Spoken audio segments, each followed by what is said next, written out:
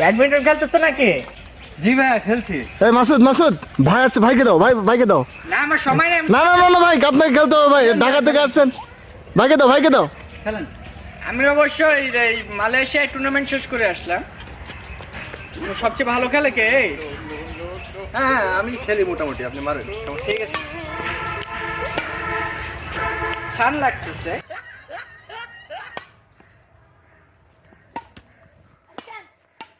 ভাই হ্যাঁ চমৎকার খেলতেছেন ভাই, একটা স্ম্যাশ দেখেন ভাই, একটা স্ম্যাশ। স্ম্যাশ। ফুলটাই করো।